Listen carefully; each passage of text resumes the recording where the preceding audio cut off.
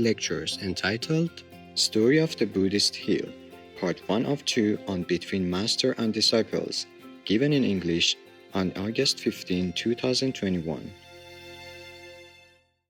Ta về bóng lạ nhà xưa, chừng như đã mấy mười mùa thu sang, vườn sau phủ ngập lá vàng.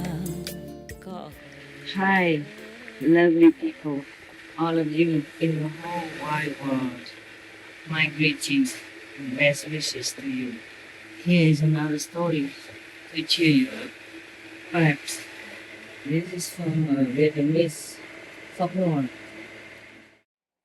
We thank Liu Huyen, Đặng Văn Lung, who have selected and compiled the book of the Vietnamese folklore.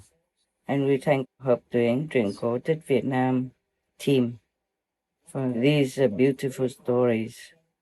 We thank also all the collectors, compilers, and writers who have contributed to this work. May you be blessed. We wish you the best. God bless. Please ask somebody to contact them for the permission to read the stories, all the stories, now and in the future, and compensate the cost of printing and all the involved costs for this. Thank you. It's about the past, named Buddhist past. Long time ago, there were 4 people who were Buddhist and very, very faithful and very, very diligent in their practice. That is, day and night, they try very hard to recite the Buddha's teaching and recite the Buddha's name in the determination to become Buddha. All 4 of them have different names, of course, but one of them is a lady, a nun. After many decades of reading Buddha Sutra and reciting Buddha's names and prayers and being vegan and just truly staying in the temple and practicing hard, whatever they think they should. So all of them have become kind of well-versed in Buddhism and have reached some kind of decently high level. One day they chose a very auspicious date to go together all the way up to a mountain, very far. The name of the mountain is God's Mountain. Yeah. So that they will become a Buddha.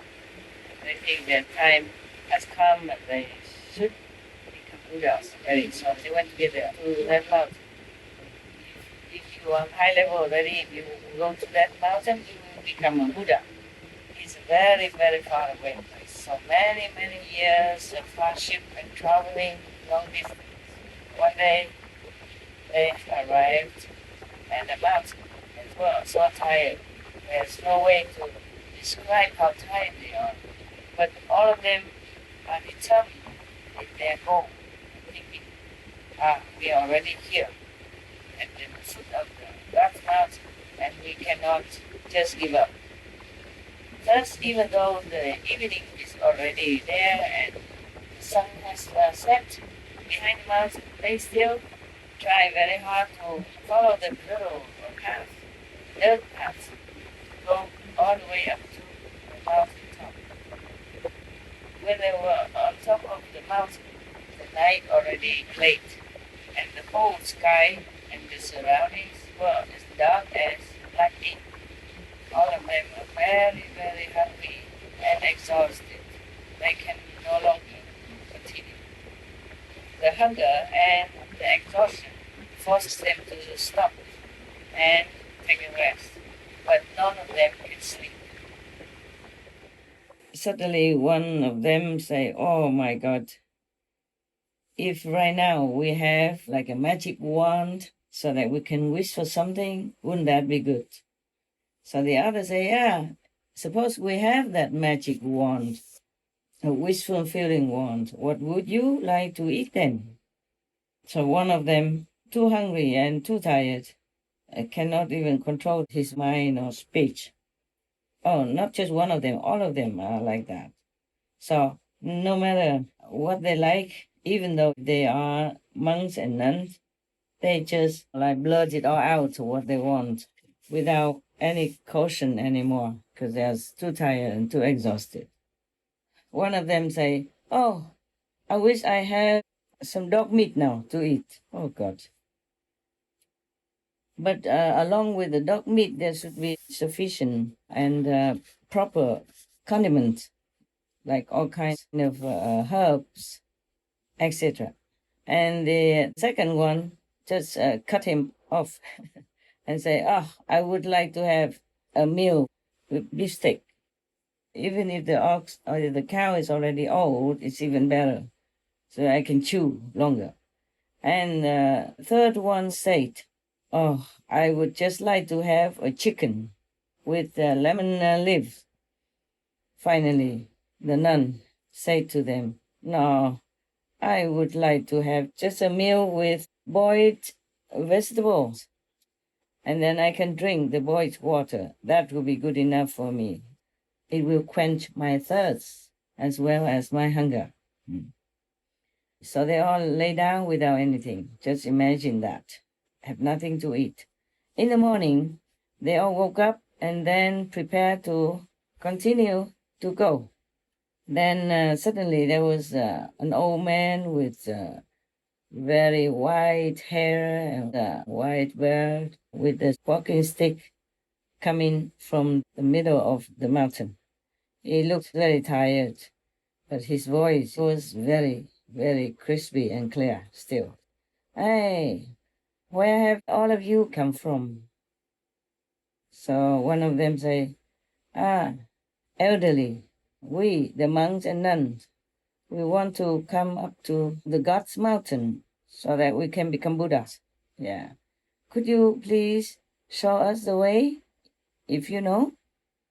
So the old man said, "Of course, I can. I can bring all of you to the God's mountain.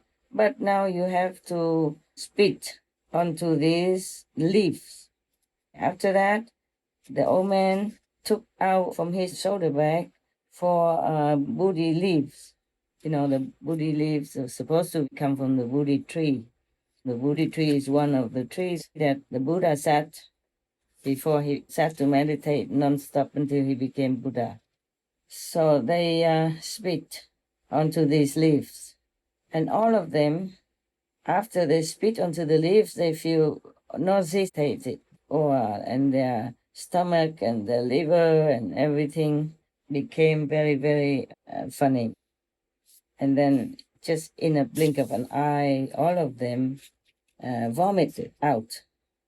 But the strange thing is that whatever they wished to eat last evening, they just vomited out that.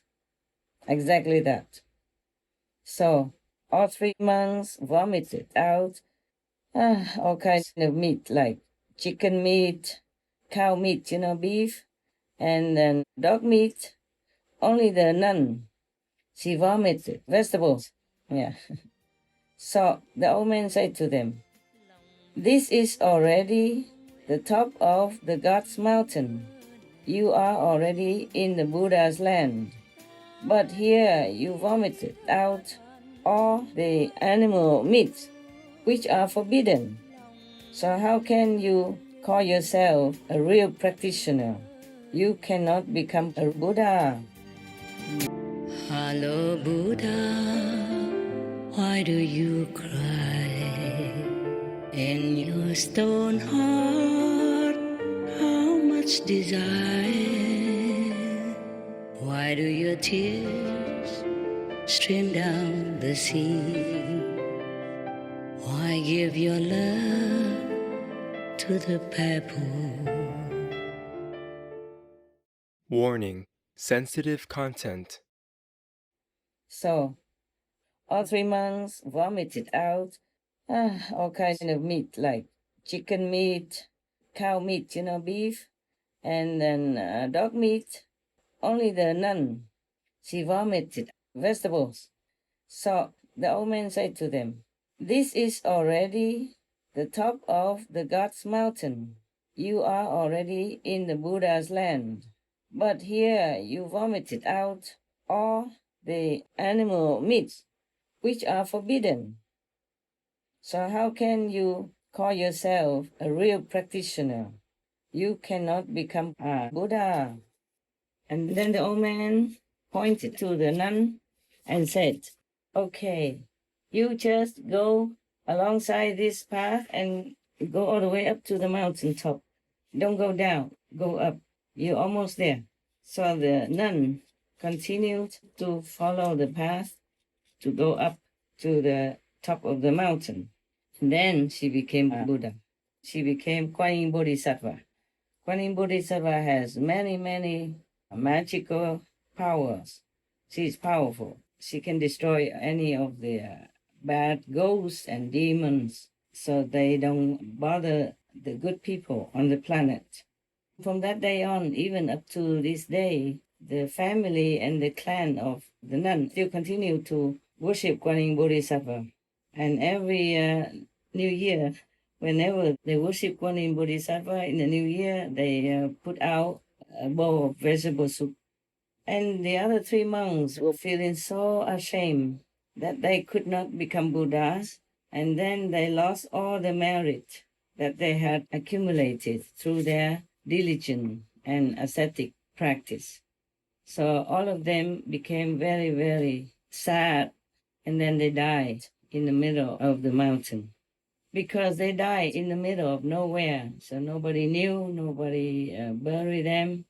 So the legend has it that whoever passes by that area, they should bring with them a handful of dirt or some stones to throw onto that area as if to make a tomb for them. And that area, people call it the Buddha's tomb, Buddha in the parentheses. And then this kind of Buddha's tomb keeps rising higher and higher. It became a hill. So people call that the Buddhist hill. That is a story of the three Buddhist monks who have not become Buddhas. From this story, we can see that if we just practice on the outside and the inside, we have not really regulated well, not really controlled well, not really became a naturally compassionate person, then no matter how long we practice or what kind of practice we do outwardly, it will not bring a lot of success. This is just a story, but it is like that, logically speaking. We have to practice from inside, within, because the Buddhas or heavens, they all know what we think, not just what we do. We cannot cheat heavens and all the divinities and the Buddhas or the saints. Thus, if we fake it like we are good practitioners, but we don't really practice well, we don't really put our heart into it, and we are not really sincere, then we are not pure enough to become a Buddha, or at least meaning that we are not a pure practitioner. We are not a real saint. Just have the body that maybe looks like a saint, and the clothes maybe look like a saintly Buddha or monk or nun, but we're really not. So any practitioner, especially the Kuan Yin practitioners, we should consider to be absolutely pure in our motive.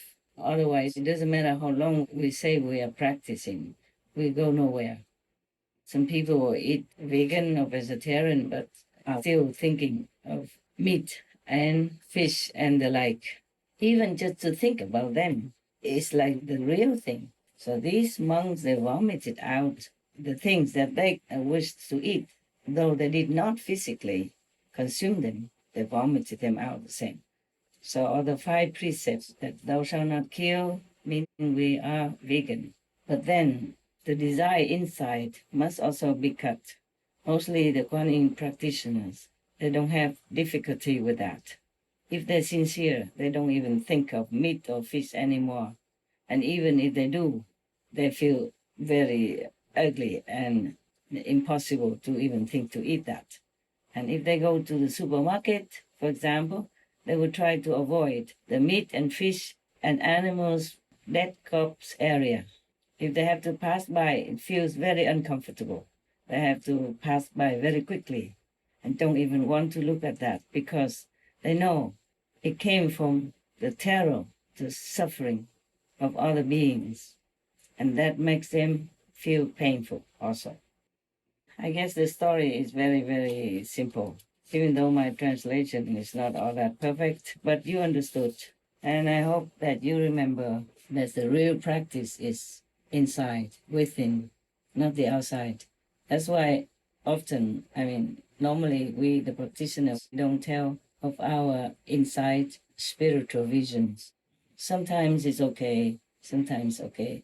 But for good intentions, we can tell in front of the master or in the assembly, not to boast. If we have the intention to boast about it, we will lose it and we won't have it again. Or even if we have it, the master power will cover it, so you don't see it, so you cannot boast again about the secret of heavens. I wish all of you, no matter what situation, to continue to hold on to your faith, meditate well with all your heart, all your mind, all your sincerity, not just to benefit yourself, your family, your friends, or whomever around you, your neighbors, but also to benefit the whole world. And for that, I thank you. God bless. God bless all of us. God bless the world in time of trouble. There's not much more I can say or want to say anymore. I just wish the humanity wakes up and realizes what's good for them and what is not. Before it's too late. It's not just about their health, their well-being on this planet in their present lifetime, but it's about the next life where punishments are waiting for them in such a terrorizing manner that they could not even imagine. But it will happen if people don't change into a more benevolent lifestyle, befitting the children of God, and according to the law of the universal love. Thank you to all of you for being good, for being awakened soon enough. Take care. I'm always with you. Pray God to keep you safe. Pray God for others who are still veiled by ignorance. God love. What is here to search for endless pain or sorrow or